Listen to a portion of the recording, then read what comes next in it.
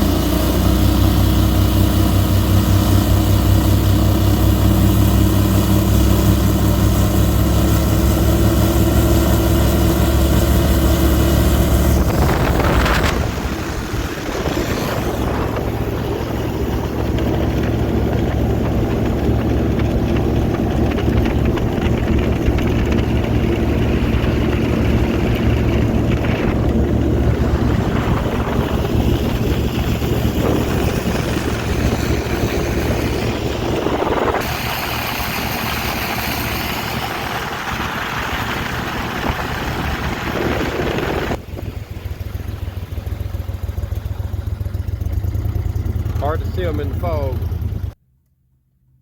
Hard to see in this fog, but those are all canvasbacks.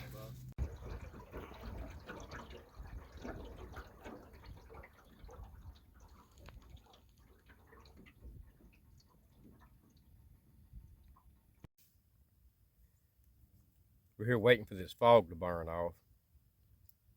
And while we're waiting, as soon as the fog burns off, we're going to try to go get some footage of some ducks out here, canvasbacks and things. While we're waiting, we'll give you a little bit of history of this place. Just a very, very brief history. Catahoula is a large lake bed, ancient natural lake bed here in central Louisiana.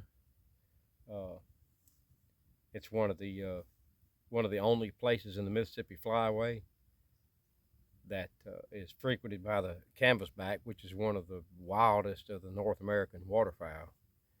One that you won't find in parks eating bread hardly. And they make a beeline from the Great Lakes on the Canadian border up in that area all the way down to here because of the vegetation that grows here. They have a they're very particular about what they eat, and the stuff that grows here is natural. You know, you won't really see canvasbacks out in a cornfield eating GMO corns and stuff like that. They're very particular about what they eat. Because of that, they have a very delicate flavor, and that's why they were sought after by the market hunters for so many years. So 75% of the nation's canvasbacks are in the Mississippi Flyway, and 75% of those are on this lake. And this was called a lake. As of late, they've been trying, legislations tried to call it a river. It was called a lake back in the middle 18th century. We've had ancestors here from the early French explorers on some of our family. We've had ancestors from the east, the McNeelys and Pauls that actually owned land out and around this area in the 18th and early 19th century. And our native ancestry, because we're members of the Natchitoches band of Caddo tribe, Louisiana, by virtue of my grandmother. we've had ancestors traversing the north side of this and being in this area for, who knows, 1,500 years or more. So we know a little something about it. My grandfather commercial fished out here with my great-grandfather. My father-in-law commercial fishes out here. We grew up hunting out here. And there's been some things take place as of late to privatize a whole lot of this. I feel like this should be left wild and open. There should be some form of legislation here because of the you've got to manage it to some extent. A large portion of this has been claimed by the wildlife management area, Dewey Wills, Wildlife and Fisheries. That could be good, but if they don't hold the water on it, there was a structure built here to hold water on it years ago when needed, because they had to build a canal to be able to drain it, because of the locks and dams put in the Black River and then the Weir and Saline. That's all complicated. But anyway, it's interesting times for people that's had connections to this place for a very long time. We hope to be able to still come out here, but hopefully we'll be able to show you the Canvasback here pretty soon. I've seen where I read in a Ducks Unlimited article many years ago that back in the 1920s there was this one restaurant in Chicago that you could buy a porterhouse steak and all the trimmings for $1.50, but a pair of unpicked canvasbacks brought $5 at the back door. Interestingly enough, a lot of local people, for a lot of our lives, you couldn't hunt them. The canvasbacks were off limits because of their declining numbers, but because of conservation efforts, they got back up. Well, people got so familiar with them and not being able to hunt them that they're not even sure that they're worth fooling with, some of the local people, which is ironic because everybody else around the world, that's a prize duck, but it's our favorite. One of the first duck decoy ever found in North America was made by Native Americans and made out of reeds, and it was a canvasback. And you see some of the old like Currier and Ives paintings of waterfowlers in the pioneer days, and they're always hunting canvasback. But this is one of the few places you can find them. They make a straight line for here, and if water's not held on this place, I don't know what their fate will be, or ours with regards to hunting them, but we'll see. There's always been change, and it's not always been good. So we'll see what happens. Anyway, hopefully here shortly we'll be able to show you some on the water. That's a good raft out there. Probably 1,500 with some redheads in the mix, but it's mostly cans. A lot of redheads coming down right now. There's a bunch over there too.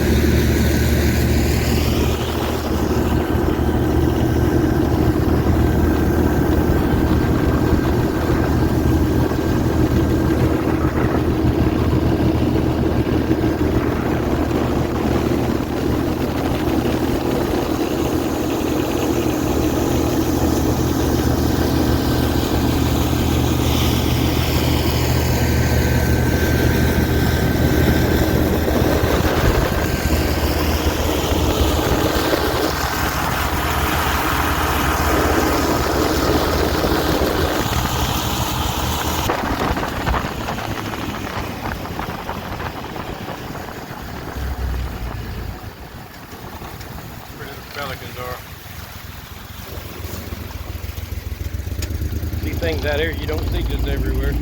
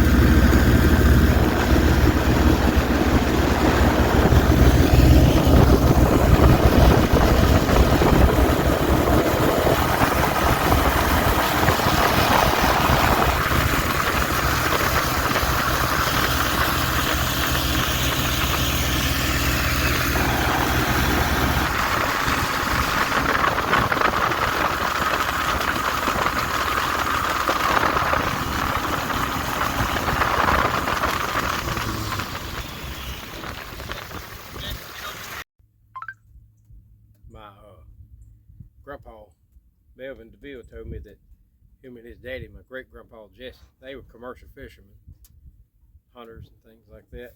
And he said they've come out here before when it'd be real foggy. You know, when you're out in the middle, you can see from end to end, just horizon to horizon. And he said that be rowing a boat, fishing, running trot line or net. And he said that his daddy would tell him, look around and just after being turned around here, just kind of get a feel for things and say, let's go this way. And he said he could roll the boat that direction. They'd go for a while, and he said, okay, now this way. And he said they'd come out right where they intended to be. So that's some navigational skills, long-term woodsmanship. Come from his daddy ran nets in the Black River and was a commercial fisherman. Trawls, big trawls, seine and river trawls and things like that. That's what they did. So they've been here a long time.